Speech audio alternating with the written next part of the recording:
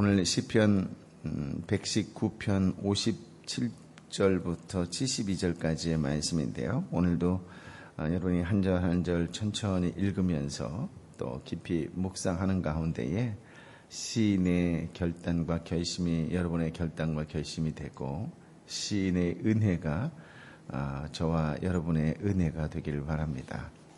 그런 의미에서 시는 많이 읽어야 된다 그랬죠. 또 한 번쯤 써보시면 좋겠고요. 가끔 시라고 하는 것은 옮기는 과정 속에서 옮기는 자의 주관이 조금씩 들어갈 수도 있어요.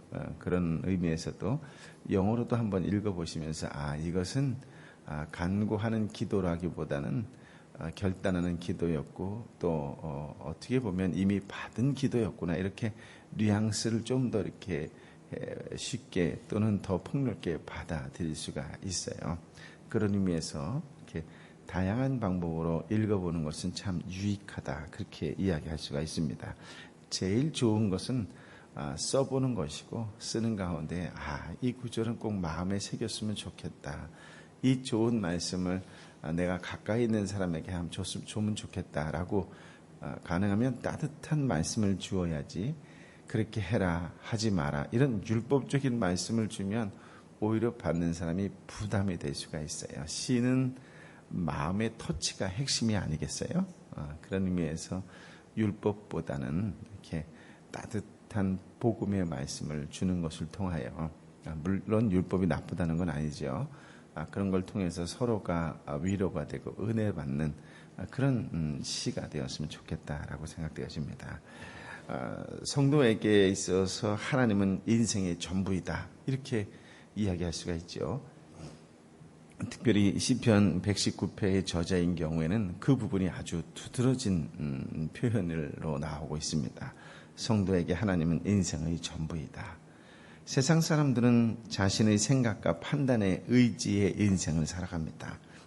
그러나 신앙인은 창조주이며 구원자이신 하나님의 통치를 받으며 살아가지요. 하나님의 말씀을 깨닫기 위해, 말씀대로 살기 위해 애쓰는 성도의 생각과 행동을 다스리십니다. 57절 58절의 말씀을 보면 여호와여 주는 내 몫입니다, 이렇게 얘기를 해요.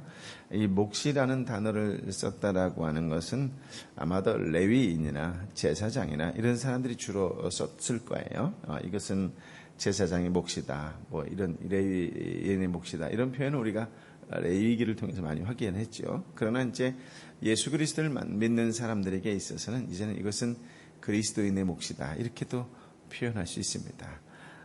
그 말씀은 무슨 말이냐면, 하나님이 나의 것이다 라고 하는 표현은 하나님이 나의 소유다, 다른 말로 하나님이 나의 전부이다, 이렇게 표현하는 의미다 라고 이야기할 수 있어요. 그렇다면 내가 하나님이 나의 소유요, 나의 전부요 라고 이야기한다면 나는 하나님의 말씀을 지키는 것은 당연한 것이라고 이야기할 수가 있을 것입니다. 그런 뜻으로 오 여호와여 주는 내 몫입니다, 내가 주의 말씀을 지키겠다고 말했습니다 라고 하고 표현하는 것이에요. 하나님을 가장 귀한 분으로 여기고 자기의 전부라고 여기는 것이죠. 그 증거로 말씀을 지키겠다고 했습니다. 그러면서 58절에 온 마음을 다해 전심으로 주께 구했다, 간구했다, 기도했다라고 하는 것이죠. 어떤 기도일까요? 말씀대로 은혜를 베풀어 달라고 하는 기도였다라고 하는 것이죠. 그렇다면 어떤 은총일까, 어떤 은혜일까라고 생각해 본다면, 그동안 우리가 쭉 읽어봤을 때 지금 시인이 어떤 처지였어요? 어려움과 곤경과 고통 가운데 있는 그런 자리였을 거예요. 그래서 그런 곤경의 자리에서부터 자신을 보호해달라고 하는 은총을 부어달라고 기도했을 것입니다. 구원해달라고 하는 기도를, 그런 은총을 달라고 기도했을 것입니다. 하나님의 사람으로 하나님의 말씀대로 살아가오니 주님, 이 상황과 환경 속에서 닥쳐오고 있는 어려움과 고난과 곤경 속에서 나를 보호해 주시고 구원해 주옵소서라고 하는 그런 은혜를 베풀어 달라고 하는 간절한 기도이지요. 그러므로 이 기도는 하나님 말씀에 대한 믿음의 표현이면서 동시에 이미 약속을 받았다 할지라도, 내가 하나님으로부터 어떤 약속을 받았다 할지라도 그 약속을 붙잡고 게으르고 나태한 것이 아니라 그 약속의 말씀이 오늘 이루어 달라고, 그렇게 은혜를 달라고 기도하는 것이다 라고 하는 것이에요. 약속의 말씀을 받았다라고 하는 것은 더욱 하나님의 사람으로 살아가야 한다라고 하는 것을 보여주는 그런 말씀이라고 할 수가 있겠습니다. 그러므로 저와 여러분도 하나님으로부터 약속을 받은 하나님의 자녀로서 동일하게 질문을 한다면, 여러분은 하나님의 말씀을 얼마나 귀하게 여기십니까?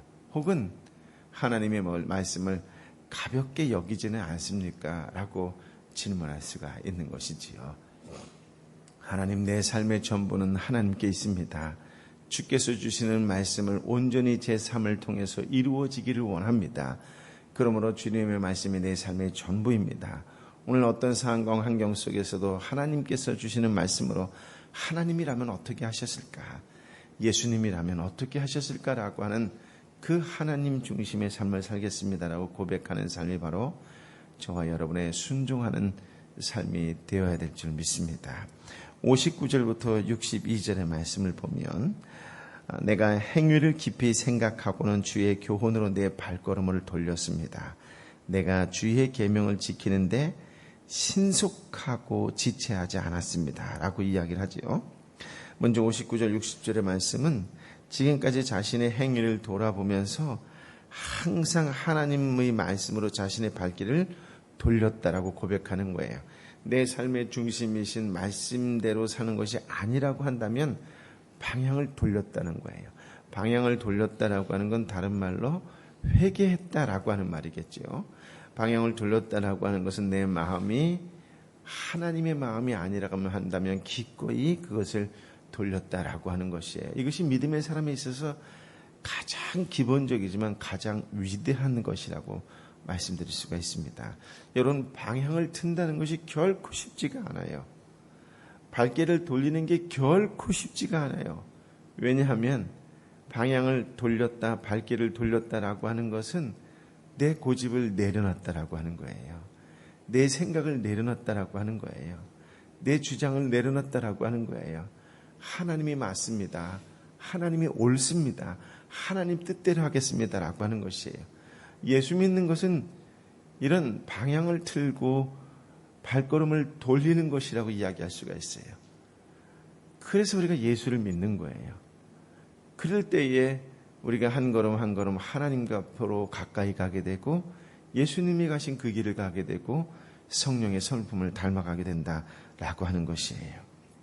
그러므로 내가 지금 내 행위를 깊이 생각해 보고 나의 중심, 나의 고집, 나의 생각대로 되었던 것이 있다면 기꺼이 하나님께 방향을 돌리고 발길을 돌릴 수 있는 그런 하나님의 사람이 되어야 될 줄 믿습니다. 그런 의미에서도 보면 우리는 하나님의 말씀을 너무 쉽게 잊어버리는 경향이 있다라고 하는 거예요. 하나님 말씀을 잊어버리면 하나님의 말씀과 반대되는 세상의 길로 향하게 되어 있어요. 여러분, 세상의 길이 딴 것이 아니에요. 내 고집대로 한다면 그게 세상의 길이에요. 말씀을 듣고 찔림이 있음에도 불구하고 여전히 내 생각이 맞다고 예배당 나가는 동시에 아무 일이 없었던 것처럼 내 생각, 내 고집대로 산다면 그것이 세상의 길이라고 하는 것이에요. 그래서 이러한 습성이 인간은 누구나게 갖고 있는 죄성이기 때문에 시인은 뭐라 그래요? 늘 말씀을 묵상하면서 하나님 앞에서 자신의 삶을 반성하고 말씀이 인도하는 방향으로 자신의 삶을 재조명했다라고 하는 것을 강조하고 있는 것이에요. 행동의 순간순간을 말씀대로 살려고 묵상하고 적용하려고 애를 썼다는 것이지요. 또한 그 적용해야 할 말씀이 떠오르면 머뭇거리지 않고 즉시 그 말씀을 지켰다라고 하는 것이 참으로 놀랍고 우리에게 큰 도전이 되지 않을 수 없다라고 하는 것이에요. 신속하고 지체하지 않았다라고 하는 것이에요. 그리스도인에게 있어서의 제일 문제점이 무엇이냐라고 한다면 너무 나태하고 게으르다는 거죠. 이 공간 안에서는 분명히 깨달았어요.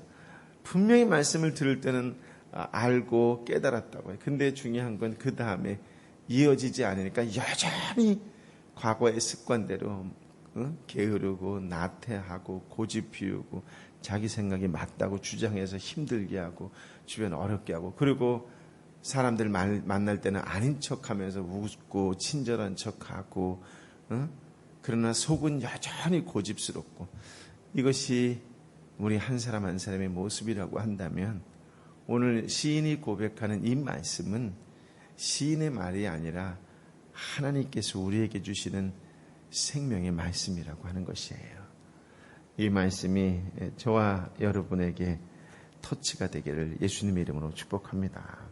시인이 얼마나 간절하고 진실하게 하나님의 말씀을 지키고 있는지를 보여주는 것이지요. 여러분은 주님이 주시는 말씀에 신속하게 반응하십니까? 61절 62절의 말씀에 보면 이렇게 되어 있죠. 악한 무리가 나를 꽁꽁 묶었지만 내가 주의 법을 잊지 않았습니다. 한밤중에 내가 일어나 주의 의로운 법을 두고 주께 감사하겠습니다. 악한 무리, 악한 자들이 말씀을 무시하는 자들이잖아요. 이 말씀을 무시하는 악한 자들이 말씀을 사랑하는 시인을 향해서 말과 폭력과 음모와 유혹으로 공격하는 모든 행위를 상징하는 것이에요. 그것을 일컬어 악한 무리라고 이야기하죠. 시인은 악한 무리가 자신을 꽁꽁 묶었다고 표현을 해요. 자신이 지금까지 추구해온 말씀의 길을 포기하고 싶을 정도로 그 꽁꽁 묶인 그 얽매임이 한두 번이 아니었던 것이지요. 그 포기하고 싶은 그 마음이 충동이 일어났지만, 그러나 그런 상황 속에서도 시인은 결단코 하나님의 법, 하나님의 말씀을 잊지 않았다라고 하는 것이지요. 자신을 얽매고 있는 모든 것을 풀어줄 유일한 길은 하나님의 법, 하나님의 말씀이라고 확신이 있었기 때문에 그래요. 그런 의미에서도 말씀을 늘 묵상하고 또 말씀을 많이 암송하는 것도 참 유익하다, 이렇게 말씀드릴 수 있습니다. 중요한 것은 말씀에 대한 확신이 있었다라고 하는 거예요. 62절에 보면 한밤중이 나오잖아요. 시인이 악한 무리의 공격 가운데에서도 하나님의 말씀을 붙일 수 있었던 것은 주님의 의로운 법 때문이에요. 다른 말로 말씀이 의롭다라고 하는 것을 믿었기 때문이에요. 말씀이 의롭다라고 하는 것은 하나님은 의로우신 분입니다. 의로우신 하나님께서는 반드시 공의를 펼치실 거라고 하는 확신이 있었던 것이지요. 비록 지금 불의한 상황에 처해 있지만 결국 모든 것이 하나님의 의로운 말씀대로 될 것을 확신하기 때문에 그 말씀으로 인하여 오히려 한밤중에도 일어나 하나님께 감사를 드릴 수 있다라고 하는 것이에요. 물론 이 한밤중이 시간적으로 한밤중이라고 얘기할 수도 있겠지만, 이 한밤중이 상황과 환경이 어두운 어려운 고난과 고통의 때를 말씀하고 있는 것이다라고도 말씀드렸지요. 아직 문제들이 해결되지 않은 밤중 매우 고통스러운 상황이지만 자신의 몸을 일으켜 의를 이루실 하나님께 감사와 찬양을 드렸다라고 하는 것이에요. 사도행전 16장 25절에 보면 감옥에 갇힌 바울과 실라가 그 감옥에서, 옥중에서 하나님께 찬양을 올리는 장면을 우리는 생각할 수 있을 것입니다. 참으로 감동적인 모습이 아닐 수가 없지요. 어떤 경우에라도 하나님의 말씀을 잊지 않고 기억하시며 살아가는, 그래서 말씀의 확신 가운데 거하시는 여러분이 되시기를 예수님의 이름으로 축복합니다. 아멘. 63절 64절을 읽어볼까요? 나는 주를 경외하는 모든 사람들, 주의 교훈을 따르는 모든 사람들의 친구입니다. 오 여호와여, 이 땅이 주의 사랑으로 가득합니다. 주의 율례를 내게 가르치소서. 시인은 하나님을 경외하고 하나님의 말씀을 지키는 것이 자신의 전부요, 자신의 소유라고 고백을 해요.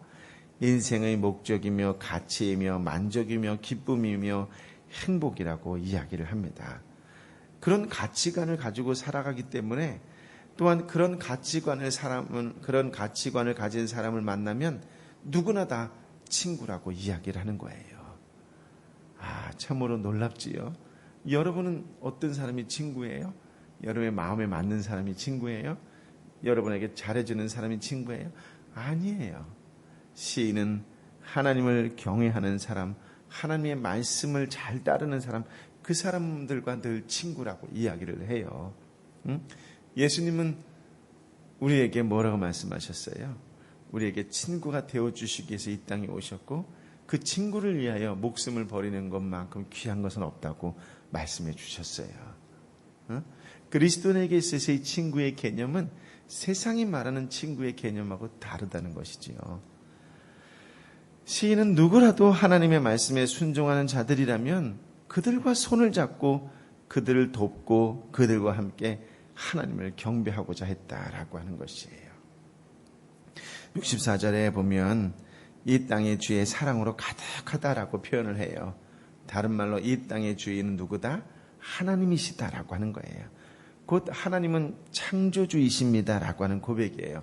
하나님은 사랑이기 때문에 그렇지요.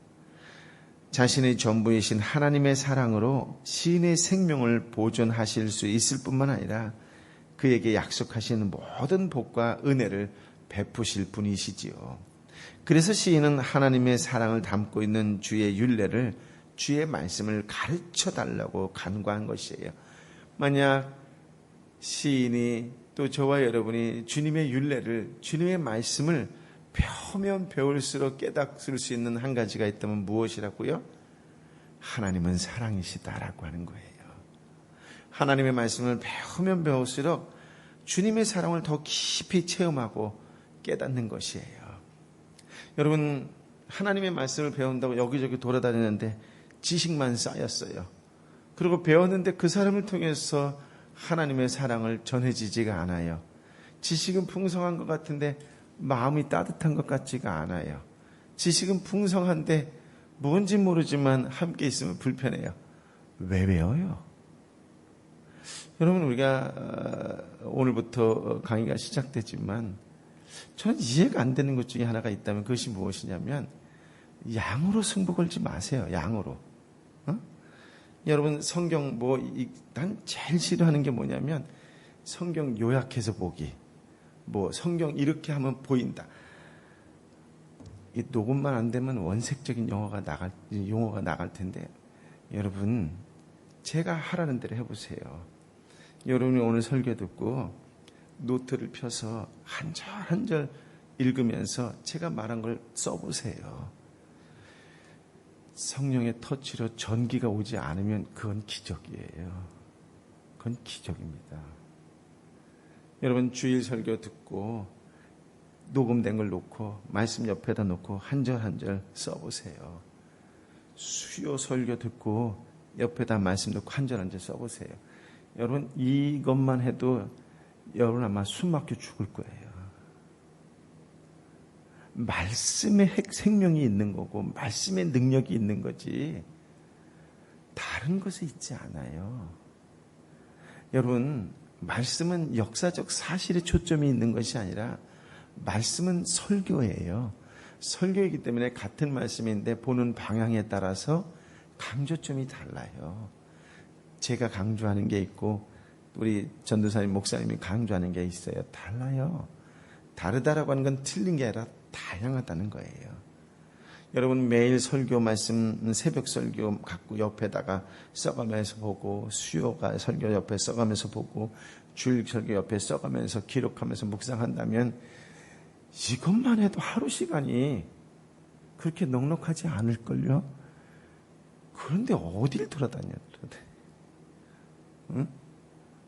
참으로 안타깝고 제가 신앙 에세이라고 얘기했지만 이거 가능하면 안 오시는 게 좋아요. 숙제만 무지하게 오셔야 되는데 숙제만 무지하게 많아요. 숙제만. 이번에 한번 보다가 죽자 이거예요. 이번 학기에. 제가 그동안은 아주 널널하게 했어요. 숙제도 없고 정말 중요한 건 말씀을 묵상하고 읽으면서 은혜 받는 거예요. 책을 읽으면서 은혜 받는 거예요.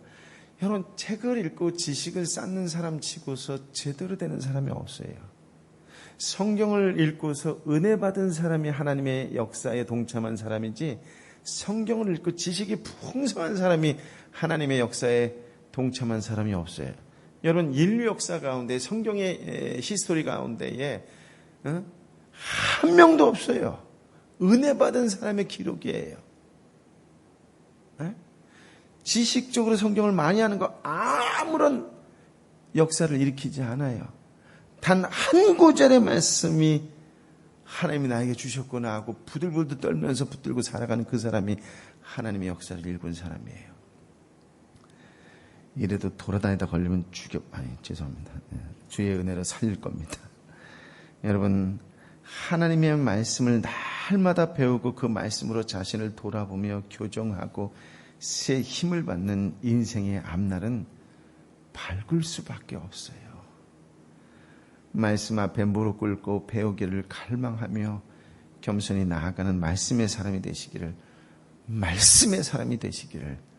예수님의 이름으로 축복합니다. 아멘. 시간이 다 가버렸네요. 65절부터 70절을 읽겠습니다. 시작. 오 여호와여, 주의 약속대로 주의 종에게 선하게 대하소서. 내가 주의 계명을 믿었으니 선한 판단과 지식을 내게 가르치소서. 내가 고난을 받기 전에는 방황했는데 이제는 주의 말씀을 지킵니다.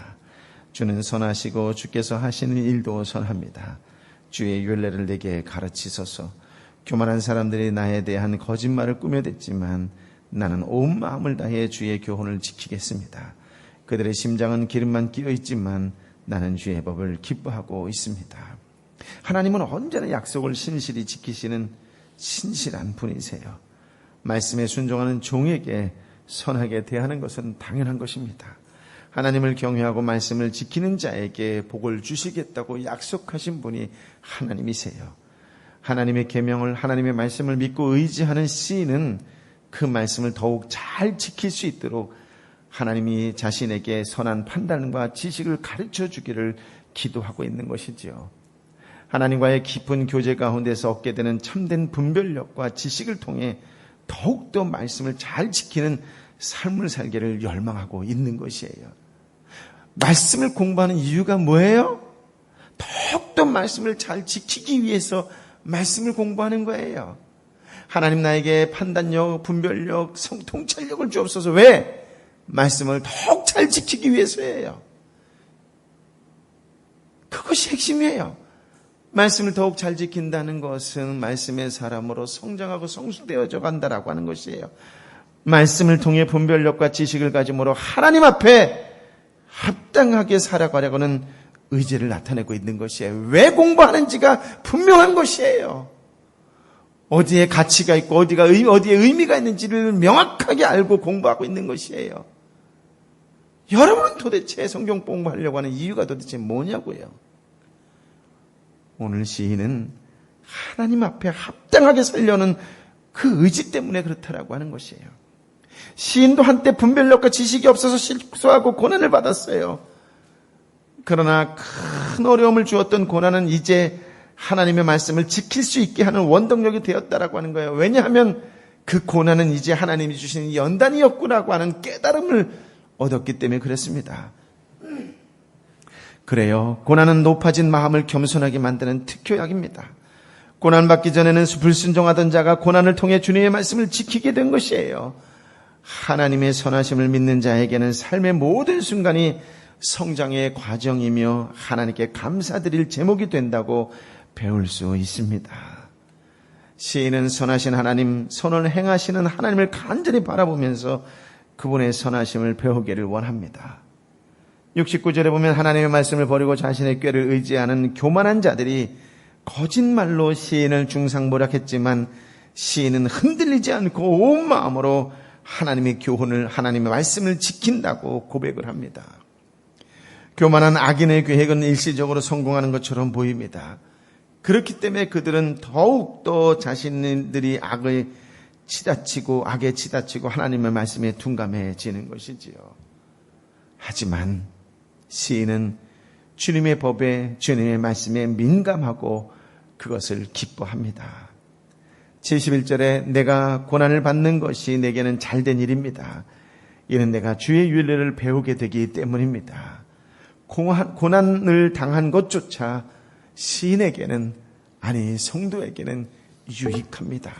왜냐하면 그 고난 자체가 능력이 있어서가 아니라 고난을 통하여 하나님 안에 있기 때문에 그렇다는 것이에요. 하나님 안에서의 고난이기 때문에 그 고난을 통해서 하나님의 율례를, 하나님의 법을, 하나님의 말씀을 배우게 되었기 때문이지요. 하나님의 징계를 통해서 저와 여러분의 고집과 불순종이 교정되고 하나님의 말씀을 깨닫게 된다면 그것 또한 시인을, 저와 여러분을 선대하신 하나의 방법입니다. 좋은 진주일수록 조개살의 아픔이 있을 수밖에 없다는 말이지요. 하나님의 말씀의 진정한 의미를 깨닫게 되고 감사함으로 지키며 나아가는 저와 여러분이 되시기를 예수님의 이름으로 축복합니다. 72절을 읽어볼까요? 시작. 주의 입의 법이 내게는 수천 개의 은 금보다 귀합니다. 고난을 통해 배운 교훈은 천금을 얻는 것보다 더 좋다는 말씀이지요. 주의 입의 법은 하나님의 말씀을 말합니다. 금, 은은 사람들이 살아가는 데 있어서 가장 중요하게 여기는 가치로, 가장 중요한 가치로 여기는 수단이지요. 고난 중에 세상에서 가장 중요하게 여기는 가치인 돈을 셀 수 없이 많이 가진 것보다, 그것보다 하나님의 말씀을 더 붙잡는다고 시인은 고백하고 있습니다. 가장 좋은 것으로 주신다는 하나님의 말씀이 오히려 더 큰 위로와 기쁨이 된다고 고백하고 있어요. 여러분도 그렇습니까? 소망, 힘, 능력, 즐거움, 행복이 하나님의 말씀 가운데 있다라고 그는 고백하고 그것이 시인의 가치관이었는데 여러분도 그렇습니까? 성도는 평안할 때나 고통 중에 있을 때나 살든지 죽든지 무슨 일을 만나든지 하나님의 영광을 위하여 사는 자가 되어야 합니다. 어떤 상황과 환경에서도 하나님의 말씀을 묵상하고 고백하고 선포하는 가운데에 하나님의 위로가 함께 하시기를 예수님의 이름으로 축복합니다. 아멘, 아멘. 아버지 하나님, 귀한 말씀, 생명의 말씀, 내 가진 것 모든 것을 다 주어도 드려도 아깝지 않은, 아니 내 생명을 드려도 아깝지 않은 이 귀한 말씀, 생명의 말씀을 주시니 감사합니다. 고난을 통해 배운 교훈이야말로 천금을 얻는 것보다 더 좋다고 고백한 이 시인의 고백이 나의 믿음이 되게 하여 주옵소서. 세상을 살아가는데 없어서는 안 될 세상 사람들이 가장 귀하게 여기는 도구인 돈과 금과 은보다도 하나님의 말씀, 그 말씀이 나에게는 가장 중요합니다. 말씀만 있으면 됩니다. 말씀만 붙잡고 살아가겠습니다라고 고백할 수 있는 믿음의 사람이 되게 하여 주옵소서. 평안할 때나 고통 중에 있을 때나 살든지 죽든지 무슨 일을 하든지 간에 내 삶이 하나님의 영광을 위하여 쓰임받고 그렇게 살아가는 하나님의 사람이 되기를 원합니다. 주님이 이 결심을 받아주옵시고 그렇게 살아갈 수 있도록 다시 한번 능력과 권능과 새 지혜의 영 성령을 부어 주옵소서. 날마다 말씀 가운데 승리하며 살아가는 하나님의 사람이 되게 하여 주옵소서. 이제는 우리 주님 예수 그리스도의 은혜와 아버지 하나님의 크신 사랑과 성령 하나님의 교통하심이 말씀에 순종하며 살겠습니다라고 반응하며 고백하며 결단하고 결심하는 하나님의 사람들 한 사람 한 사람 머리 위에 저들의 삶터와 일터와 특별히 눈물 흘려 기도하는 내 사랑하는 이웃과 열방의 선교사님과 선교지 위에 이제부터 영원토록 함께하여 주옵기를 간절히 축원하옵나이다. 아멘.